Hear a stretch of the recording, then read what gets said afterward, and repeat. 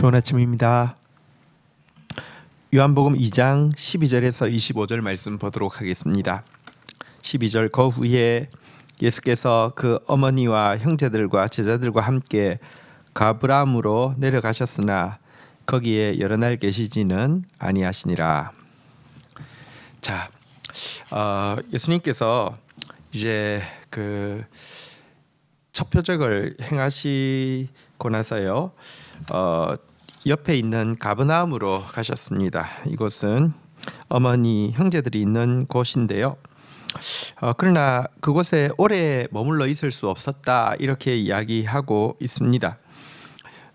사람들의 선입견이 예수 그리스도를 향한 믿음을 방해했기 때문에 그렇습니다.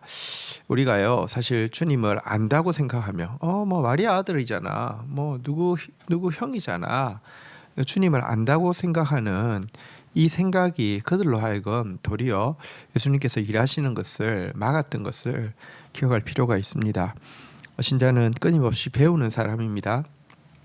우리는 하나님의 진리를 잘 알지 못합니다. 겸손하게 말씀 앞에서 계속 신축성을 가지고 배울 때에 주님은 점점 더 오래 계시고 점점 더 많이 말씀하시고 점점 더 일하실 수 있다는 사실을 꼭 기억하시기를 축복합니다. 13절입니다. 유대인의 유월절이 가까운지라 예수께서 예루살렘으로 올라가셨더니 14절 성전 안에서 소와 양과 비둘기 파는 사람들과 돈 바꾸는 사람들이 앉아 있는 것을 보시고 15절 노건으로 채찍을 만드사 양이나 소를 다 성전에서 내쫓으시고 돈 바꾸는 사람의 돈을 쏟으시며 상을 엎으시고 16절 비둘기 파는 사람들에게 이르시되 이것을 여기서 가져가라. 내 아버지 집으로 장사하는 집을 만들지 말라 하시니 17절 제자들이 성경 말씀에 주의 전을 사모하는 열심히 나를 삼키리라 한 것을 기억하더라. 자, 예수님께서 가버나움을 떠나서 유월절이 되자 성전에 올라가시게 되었는데요. 이것은 이제 공생애를 시작하시고 처음 성전을 방문하신 때입니다. 그런데 이 첫 성전 방문에서 예수님이 하신 일은 채찍을 만들어서 장사꾼을 내쫓는 일이었습니다. 내 아버지 집으로 장사하는 집을 만들지 말라고 호통을 치셨습니다. 얼마나 무섭게 분노하셨든지 주의 전을 사모하는 열심히 삼켜버렸다. 이렇게 진짜 사람을 그냥 확 압도해버렸다. 이럴 말씀이 제자들에게 생각날 정도로 주님이 정말 무섭게 분노했던 모습을 보게 됩니다. 이유가 있습니다. 사실 하나님의 집은 유대인뿐 아니라 이 만민이 하나님 앞에 나와서 기도해야 할 집입니다. 그래서 물론 이제 구약이기 때문에 이방인들이 유대인만큼 하나님 앞에 가까이 나아갈 수는 없었지만 성전 안에는 보면요, 이방인의 뜰이 있고 또 여인들의 뜰이 있고 또 유대인의 뜰이 있고 유대인 남자들의 뜰이 있고 이렇게 해가지고 이방인들을 위한 공간이 아예 성전에 딱 그 배려가 되어 있었는데요. 이곳에 이방인들이 오기를 기대하지도 않고 오는 것을 원하지도 않고 이 이방인의 뜰을 아예 이제 성전 안에서 통용되어지는 재물을 팔고 성전 안에서 통용되어지는 화폐를 환전하는 장소로 바꾸어 버렸습니다. 왜 성전 안에서 쓰는 돈, 성전 안에서 통용되는 재물이 있었을까요?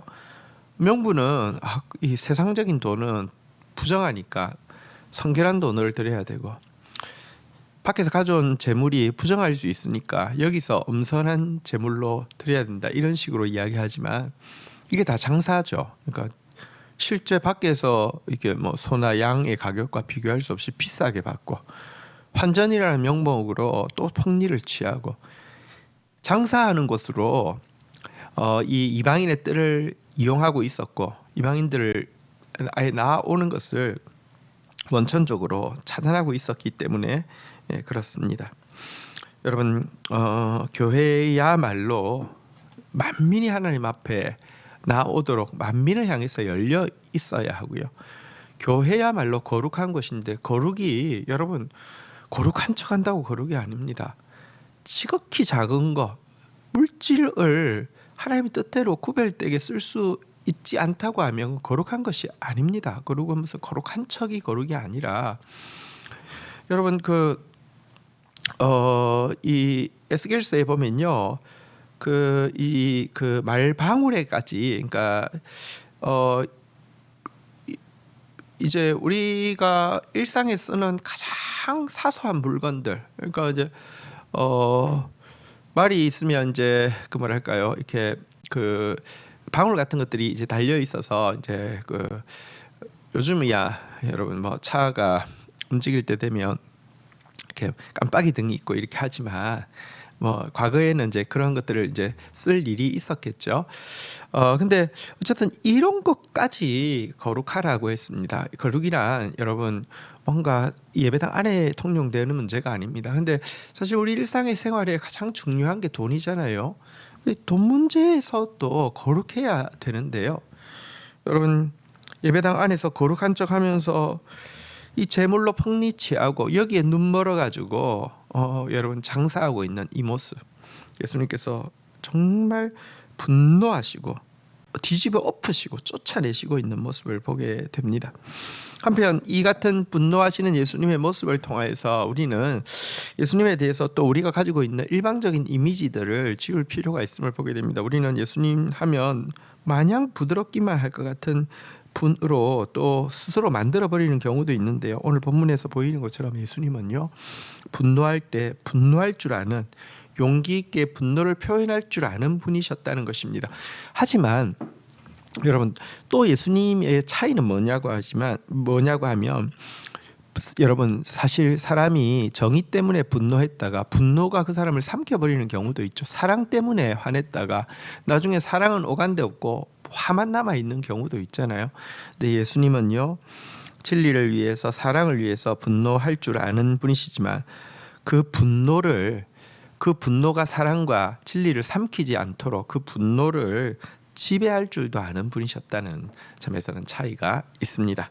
자, 이제 18절 보도록 하겠습니다. 이에 유대인들이 대답하여 예수께 말하기를 내가 이런 일을 행하니 무슨 표적을 우리에게 보이겠느냐. 19절 예수께서 대답하여 이르시되 너희가 이 성전을 헐라 내가 사흘 동안에 일으키리라. 20절 유대인들이 이르되 이 성전은 46년 동안의 지었건을 내가 3일 동안에 일으키겠느냐 하더라. 21절 그러나 예수는 성전된 자기의 육체를 가리켜 말씀하신 것이라. 22절 죽은 자 가운데서 살아나신 후에야 제자들이 이 말씀하신 것을 기억하고 성경과 예수께서 하신 말씀을 믿었더라. 자, 성전을 정화하시면서 성전에 막 소동을 일으키는 예수의 모습을 보게 되었을 때 종교 지도자들의 첫 번째 반응은요, 무엇이냐고 하면 너가 표적을 우리한테 보이라는 것입니다. 사실 유대인들은 메시아가 임할 때 놀라운 어떤 표적이 일어날 것이다, 놀라운 기적이 일어날 것이다, 이렇게 믿고 있었습니다.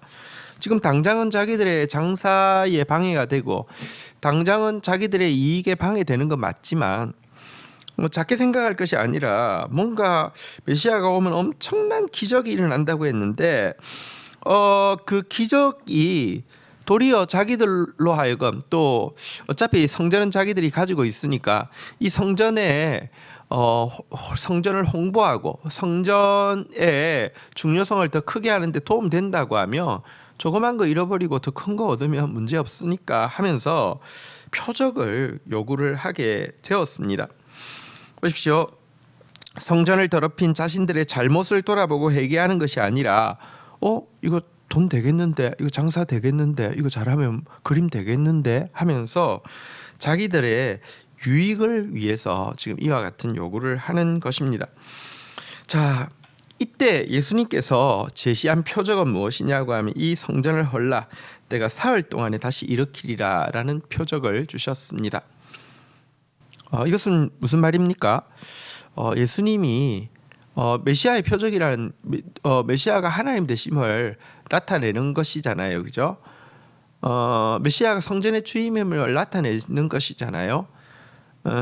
그들은 뭔가 엄청난 기적을 일으켜서 이거 대단한데 이거를 보기를 원했고 이걸 통해서 자기에게 이익이 있기를 원했는데 예수님은 내가 성전의 주인임을, 성전의 본체이신 내가 죽고 사흘 만에 부활함으로 말미암아 증명하겠다 이렇게 이야기했는데요. 이 말은 한편으로는 요나의 표적, 요나가 3일 동안 고래 뱃속에 있다가 나왔던 것, 다시 말하면 이것이 예수 그리스도의 죽음과 부활을 상징하는 구약의 이야기인데요. 요나의 표적 외에는 보여줄 표적이 없다라고 이야기를 하는 것입니다. 표적을 덜 보여줘서 못 믿는 것이 아닙니다. 인간은 여러분 어떤 표적을 보더라도 그것을요 거의 그 무당이 일으킨 기적처럼 전락시키고 그거를 통해서 회개하거나 거룩해지는 것이 아니라 자기 이익의 도구로 전락시키는 이와 같은 모습들이 가득합니다. 그래서 진짜 인간의 죄가 얼마나 큰지를, 당신의 죽음을, 하나님의 아들을 죽일 수밖에 없는 그 죄성을 통해서 보여주시고 하나님의 구원이 얼마나 큰지를 부활을 통해서 보여주는 이 일이 내가 보여줄 표적이다. 이렇게 지금 답을 하신 것입니다. 자, 23절입니다. 6월절에 예수께서 예루살렘에 계시니 많은 사람이 그의 행하시는 표적을 보고 그의 이름을 믿었으나 24절 예수는 그의 몸을 그들에게 의탁하지 아니하셨으니 이는 친히 모든 사람을 아심이요. 25절 또 사람에 대하여 누구의 정언도 받으실 필요가 없었으니 이는 그가 친히 사람 속에 있는 것을 아심이었더라. 자, 어쨌든 그러나 예수님 이제 예루살렘에 올라오신 초창기였고요. 예수님 바리새인들의 요구에 응하시지 않았습니다. 그리고 바리새인들에게 보여주시겠다고 하신 표적은 이 죽으심과 부활의 표적만을 이야기하셨습니다. 인간이 아무 죄 없는 하나님의 아들마저 죽일 수 있는 극악한 죄성을 가지고 있다는 것과 그럼에도 불구하고 하나님은 구원을 완성시킬 것이라는 이 표적을 이야기했는데요. 그러나 그렇다고 해서 예수님이 다른 표적을 전혀 행하지 않았느냐? 그건 아니죠. 구약에 나와 있는 여러 가지 메시아 표적이 있습니다. 예를 들면 눈먼 자가 보게 되는 것, 저런 자가 걷게 되는 것, 죽은 자가 살아나는 것. 여러분 구약에 메시아가 올 때 나타나는 표적이라고 되어 있는 주요한 7개의 표적들이 있는데 하나도 빠짐없이 다 행하셨습니다. 자, 그런데요. 이 표적을 보고 많은 사람들이 예수를 믿게 되었지만 예수님이 이제 나를 지지하는 사람들이 있으니까 하고 저 사람들을 활용해서 또 저 사람들의 도움을 받아서 내가 뭔가 이루어야 되겠다 이렇게 하지 않으셨다는 것입니다.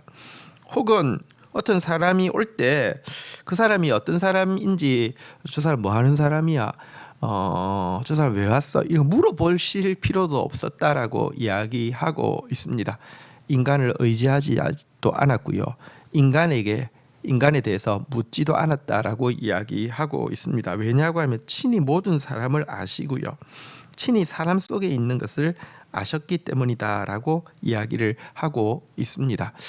여러분 사람은 신뢰의 대상이 아닙니다. 사람은 그럼에도 불구하고 사랑할 대상일 뿐입니다.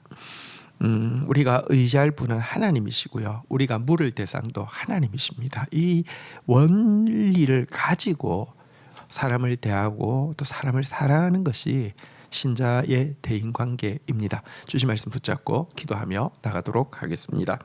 하나님 아버지 감사합니다. 우리의 선입견이 예수를 알고 있다고 하는 착각이 예수의 일을 얼마나 막을 수 있는 것을 다시 한번 보게 됩니다. 하나님 앞에 날마다 가장 가난한 자로 겸손한 자로 서서 배우는 자로 하나님 앞에 말씀 앞에 서는 자 되어질 수 있도록 은혜를 베풀어 주시옵소서. 하나님을 예배하는 곳을 또 만민이 하나님께 기도하는 곳을 정말 사람들을 차별하고 사람들이 나오는 것을 막아버리고 또 돈벌이의 수단으로 바꾸고 있는 이 악한 종교인들의 모습을 보게 됩니다. 이것이 종교에 익숙해지는 사람들 속에 얼마든지 나올 수 있는 모습임도 또 인정하게 됩니다. 저를 불쌍히 여겨주시고 우리를 불쌍히 여겨주시고 한국교회를 불쌍히 여겨주셔서 주님께서 진노하시는 교회가 아니라 정말 만민을 사랑하고 만민이 나아올 수 있고 만민이 기도하는 공동체로 교회를 새롭게 하는 자 되어지게 하여 주시기를 간절히 간구하고 소원합니다. 주님 앞에 구하는 표적이 무언가 내 이익을 위해서 구하는 것이 되지 않게 하여 주시고 정말 하나님을 하나님으로 믿고 또 나의 죄를 또 내 죄가 얼마나 큰지를 알며 그럼에도 불구하고 완성하실 주님의 구원이 얼마나 신실한지를 아는 믿음에 이르게 하는 그런 표적들로 주님 앞에 구하고 나아가다가 또 표적을 통하여서 주님을 더 알게 되고 믿게 되는 저희들 되어질 수 있도록 은총을 베풀어 주옵소서. 예수 그리스도의 이름으로 기도 올립니다. 아멘.